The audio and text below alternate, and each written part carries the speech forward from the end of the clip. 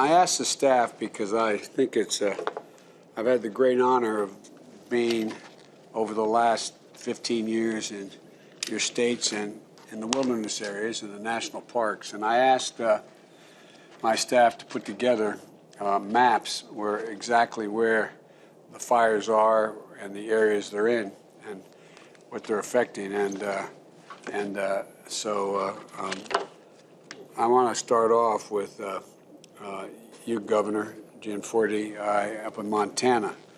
You have your hands full, man. And looking at the map, all the way from Poverty Flats and Crooked Creek, all the way up into Ruby and Hay Creek, and the other end of the state. But the big fires look like they're in Trail Creek and Alder Creek, in those areas that are significant. And I have a simple question, and it's a complicated one, but what can we do for you that we're just not getting done now? What additional help can we give you now that is not there yet? I mean, cut through all the jargon about we policy wonks are talking about various programs. Bottom line, what do you need, and can we help that we haven't? Good morning, Mr. President, Madam Vice President. I want to thank you for the opportunity to join you, and I want to answer your question because there are some things we can do to collaborate and work closer together. Just to give a moment of background, as we meet this morning, our heroic firefighters are confronting 19 large-scale fires in Montana alone. And to put that in perspective, just since January 1st, we've had 1,600 fires start in Montana. We've burned about 220,000 acres. These wildfires threaten the safety of our communities. That Poverty Flats fire that you mentioned in the last week burned from initial start to 65,000 acres, currently threatening 1,200 households out in the Bighorn County area. Our first responders, these devastate our local communities, and the costs keep mounting. The state has spent $13 million since July 1st alone. It could have been much worse, and this gets to your question, Mr. President. Without our state's commitment, and we've shared this with the Forest Service and BLM, and they've been very cooperative to aggressive initial attack. Montana, without that commitment, we would have had many more large-scale fires. And we ask that our federal partners join us in applying this operating principle, whether it's a fire that starts on private, state, or federal land. Yeah. Fires are easier to manage when they're smaller. Mm-hmm. And when we get after them, we do much better. As we continue to confront this wildfire season, we're also focused on addressing Montana's forest health crisis. We published earlier this year the Montana Forest Action Plan, which identifies 9 million acres of forest land with significant forest health issues and an elevated risk to wildfire. Of those acres at risk, we found about 4 million acres that would benefit most from cross-boundary forest management.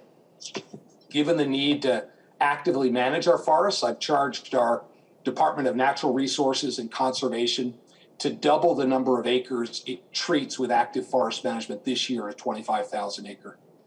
But this is just a starting point. We'll actively manage private, state, and federal land with a variety of treatment types, including thinning, logging, and prescribed burn. We've also invested in 14 different cross-boundary projects in Montana this year. These projects demonstrate the importance of working together across ownership boundaries to create meaningful landscape scale change.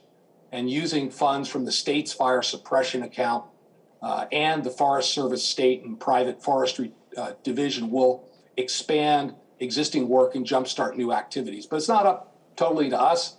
We ask that our federal partners join us in doing what needs to be done year-round to reduce the risk of catastrophic wildfires. Of the 9 million acres at high risk, 60% of those are on federal land. This makes tools like the Good Neighbor Authority and stewardship contracting more important than ever. The benefits are really clear. We have healthier forests, improved wildlife habitats, more recreational opportunities, and more good-paying jobs, and most importantly, less severe wildfires. Without active forest management, we can't be successful in our forest health improvements. In closing, I just want to say, I want to thank our federal partners. We have good collaborative relationships here in Montana with the Forest Service and BLM. I also want to thank Governor Newsom and Governor Cox for sending crews to help us deal with these fires that are currently burning. We have thousands of first responders on the front lines right now protecting our communities, natural resources, and livelihoods across Montana, across the western United States. So many people have sacrificed, and I can't thank them enough. We can't measure it in dollars spent or acres burned. We have to keep them and their loved ones in our thoughts and our prayers. I agree with you, Mr. President. Now's the time to act.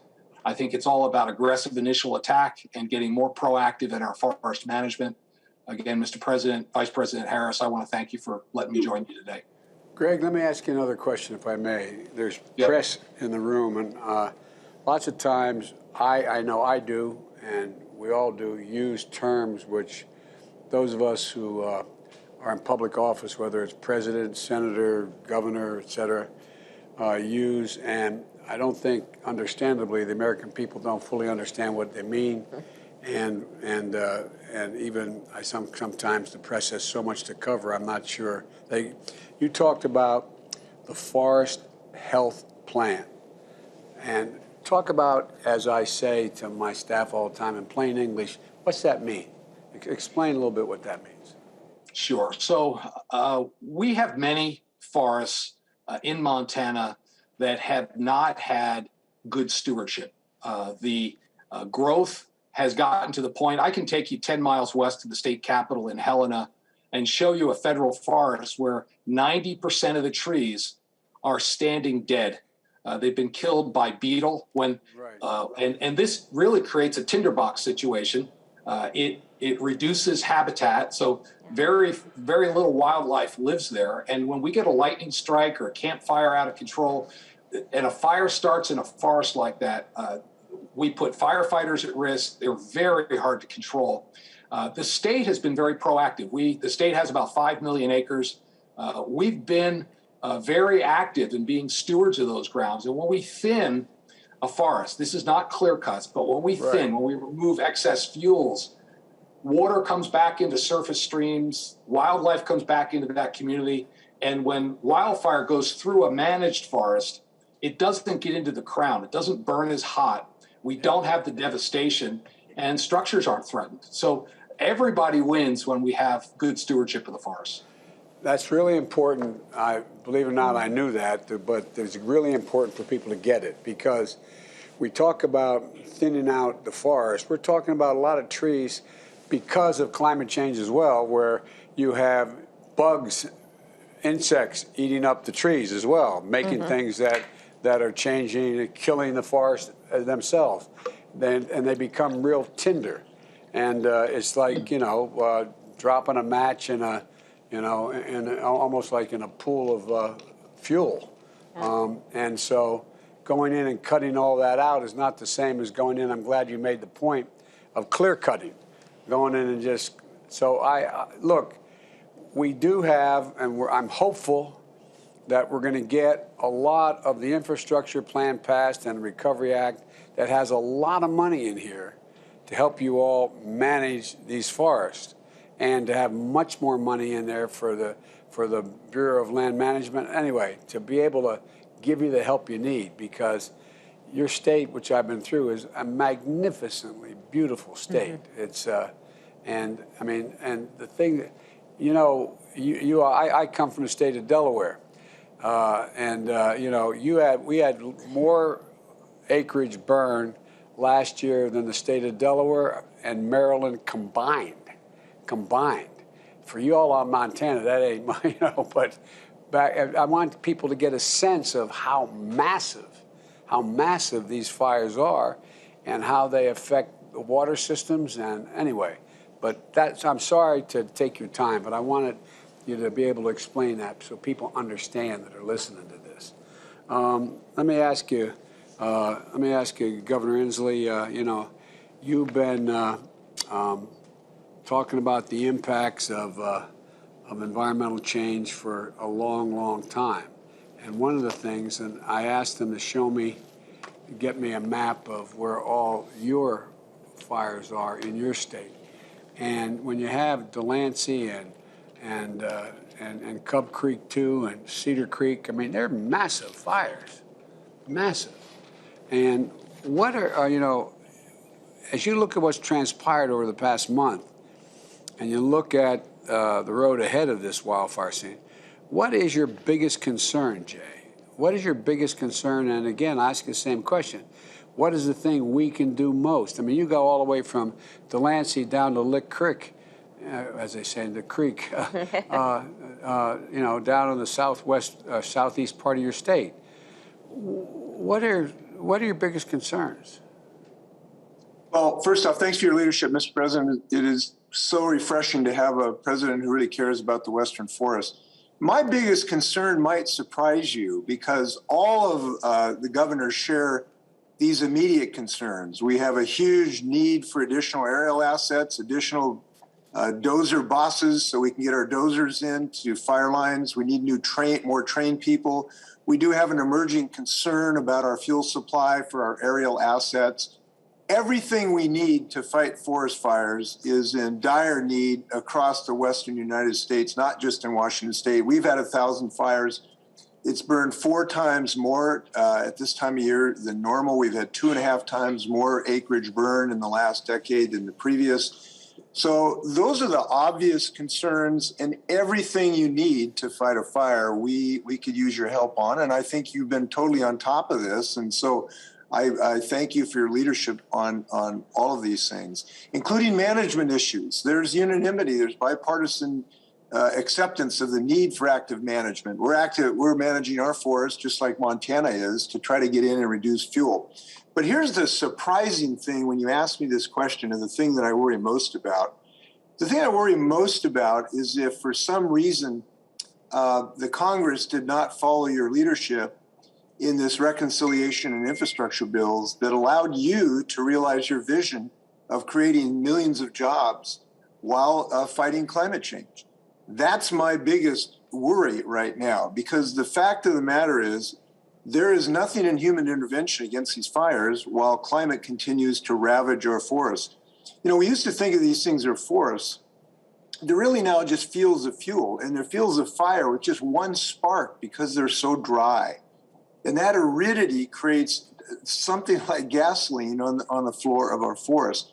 There is only one way to prevent these forests from being gone in the next century effectively, to be totally unrecognizable. And that is to succeed in following your vision in the reconciliation bill for a clean energy standard, for a huge transition to the electrification of our transportation fleet, to a civilian climate corps. And so I want to tell you, we are going to be with you as you stand tall while you negotiate this reconciliation bill to say, look, we have to have those climate investments. There is only one way to save these forests from the ravages of climate. Our own federal scientists have said that if we accept a 1 degree centigrade change, we'll have 600% increase in these fires on a regular basis. We won't recognize these forests as forests anymore unless we succeed with your vision. So when you start having those discussions with Mr. Klain and Steve Ricchetti and everyone else at the end of the reconciliation process, you got to know you're going to have an army behind you standing tall for those things. Now, there's some other small things that I'm talking to your staff about having better independent assistance for towns like Malden that burned down. There's some other coordination. Yeah. But that's the thing that's going to ultimately decide whether these forests survive in the next century. Thanks for your leadership, Mr. President. Well, thank you for saying that. But, you know, one of the things that I say to all your colleagues, when it was proposed to me by some folks that we should have a civilian climate corps of thousands of young people trained to do these things.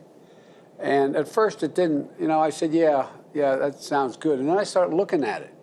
And the truth of it is, it's not fundamentally different in terms of the help it can provide across the board in training a lot of these. I'm talking about thousands of young people getting paid to be trained and trained well it's not fundamentally different than the civilian corps put together in the Depression that had a different purpose. They were building a building, they were doing a whole range of things. But I just think I'd encourage, and we'll send it to all of you, but all you governors, Democrat, take a look at it and see if you think I may have, as my mother would say, my eyes are bigger than my stomach, that I may have a bigger appetite. But I really think it can be helpful. And again, I say to your colleagues, there's a lot of money in here to be able to deal with your immediate needs as well. Anyway, thanks, Jay. And I know you have this, but I want to get Thank you. More of it to you. Gavin, Governor, I applaud your establishment of the Wildfire Forest Resilience Task Force, which I've learned is co-chaired by your Secretary of Natural Resources. I think it's a great example of being able to coordinate federal, state, local, because this is getting real. This needs a lot of coordination, and I understand that PG&E, which provides electric to 17 million of your folks, I understand they recently announced underground 10,000 miles of power lines. Is that true? And what's that going to do to the cost of energy in your state? And because that's expensive stuff. It's $1 million to $3.5 million a mile to underground in California. Do the math on 10,000 miles. Of course, do the math on decades of neglect. 10,000 miles, drop in the bucket. They have 106,000 miles of distribution line, 25,000 just in high risk fire-prone areas, which will only grow. That's a 10-year commitment. It's important, but want to put it in perspective. Also want to put something else in perspective. Your eyes, Mr. President, are not wider than your stomach. California is proving your theory. Over a year and a half ago, we established the Climate Corps in the state. It's inspiring beyond words. It's also inspired the philanthropic sector. I mean, it's not a joke. It is inspiring when you see it. I mean, it's incredible, I think. But absolutely. And it's the one thing this country needs more than anything else, and that's common experiences. And to focus on the things that bind us together, not just divide us. This transcends politics. We have kids from urban and rural parts of the state across every conceivable difference, and they're advancing together in ways that truly are awe-inspiring. So, Mr. President, that's a vision we can manifest. We're not asserting it, we're proving it. In a small way, you have the opportunity to do it at scale. Look, I just want to briefly, because there's so many of us, quick update. We're blowing past every record, and not in a good way. We're at over 5,700 fires year to date. We suppressed 59 just yesterday with some initial attacks. Over 500,000 acres already burned in California. Put in perspective, record-breaking year last year. We were at 130,000 acres burned. We're at 504,000 as I speak to you today. Here's the answer to your question, and forgive me for being so pointed again, respecting your time, but I want to be a little bit more specific. Jay referenced it obliquely. Please pay attention to this fuels issue. We had to get our National Guard to get some emergency fuel supplies for our aerial fleet a week ago. This is a major issue, and it's not just impacting our aerial suppression strategies on the West Coast. It's increasingly, as you may know, impacting commercial aviation. It is a major issue. Number two, we just simply need more boots on the ground. We can't do without you. Got 7,400 people, 7,400 already. We're not in fire season. Fire season in California is late September, October into November. We're in July. We already have 7,400 personnel actively working to suppress fires. Last year, the federal government asked us for over 5,000 mutual aid support that we could not provide. That gives you a sense of what the federal government wanted from California last year to send to other states. That should give you a sense of how far behind we are with federal support. We have 4 DC-10s, Mr. President, 4. Now, DC-10s aren't the answer to every problem. They don't fly over 35 knots. They have restrictions. They're legendary restrictions. But the reality is there's 4 for the country. And we're competing. They're all contracted. We compete with you. We compete with our states.